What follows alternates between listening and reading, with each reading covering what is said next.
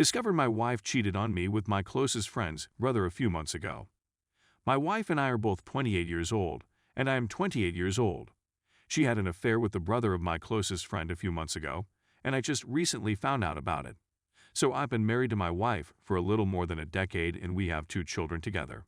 During high school, we became friends and started dating, ultimately getting married after college. We are each other's first and only romantic relationship in our respective lives. In general, we've had a pretty excellent communication channel between us. We rarely disagree, and we still enjoy spending time together. We are, without a doubt, excellent companions and friends. Until recently, marriage had been straightforward and enjoyable. She invited me to join her for dinner one evening in November to talk about our sex life. We haven't been very active in the bedroom. However, it has never been a significant problem. She's always said that she isn't much of a sexual person, which I have always respected and loved. When we have sex, everything are amazing. There are no issues to be concerned about. On the other hand, she told me that night that she had all but lost her interest in me. She was kind in her response, but she didn't sugarcoat it. She said that she just does not want it anymore. I reassured her that I was well aware of her predicament. I was hurt, to be sure, but I didn't see it as anything more than a typical event in a relationship that had been going on since high school. Particularly considering that none of us has ever had sex with anybody else. That is something I still believe to some extent. After a lengthy discussion, we came to the conclusion that this was not good news for our marriage after a few hours of consideration. We didn't make any significant decisions that night, but we did decide to take some time to think and reflect before meeting together again in a few weeks to discuss things further. When the time came, she told me that there were a number of things I needed to focus on in order to help her recover some motivation and enthusiasm. Ultimately, it boiled down to my failure to prioritize her sufficiently, and my failure to make her feel special or attractive had been going on for a long time. And she was absolutely accurate. I'll be honest with you. As a consequence, I set myself the goal of putting in the necessary effort. And everything ran well from start to finish. Our sex life was restored after a few weeks of cautious work on our part. In fact, it's better than it's ever been. It was really fantastic. For the sake of honesty and self-improvement. Afterwards, I found a deluge of text messages that I wasn't supposed to see only a few nights before. It was my wife's birthday, and we'd celebrated by getting a touch tipsy with a few of our closest friends. She ultimately went to bed, and I stayed up a bit later to finish what I had started. When I went to bed, I realized that my phone had died, and that my charger was in a different place than I had anticipated. I figured I'd take her phone to set my morning alarm since I was too intoxicated and lazy to go get it myself. I was wrong. It was at that point that I realized she had gotten a text message from my best friend's brother, who lives a few hours away, and I was at a loss for what to say to her.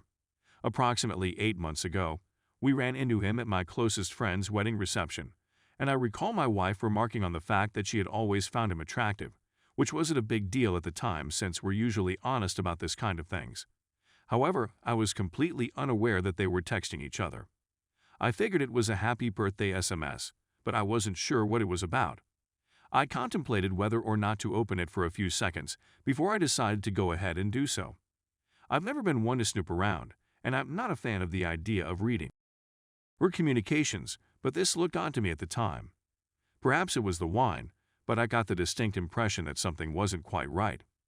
As a consequence, I decided to open it. It certainly wasn't a pleasant birthday greeting. For the sake of not making this story much longer, I'll just state that I came upon an SMS and picture exchange that had taken place 2 months ago. The language and visuals used were a mix of sensitivity and sensitivity. After some investigation, I discovered that they had met in December when she was in his town to see an old friend. Even though they didn't seem to have banged since then, they were still sexting on a regular basis. I sat there for approximately 5 minutes debating whether or not I was dreaming before realizing that I was awake. We have now reached a new level of misery and nausea that I have not before experienced.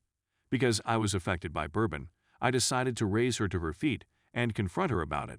She started by denying everything, but she was still highly drunk, half asleep, and unable to communicate coherently with the rest of us. When she had regained consciousness a bit more, she recognized everything. What I had surmised from the writings had been confirmed. Her next move was to place blame on me, saying that my previously acknowledged lack of marital prioritization had caused her to leave. While we were conversing, I was behaving like a furious D, telling her that she was both a person and a 403.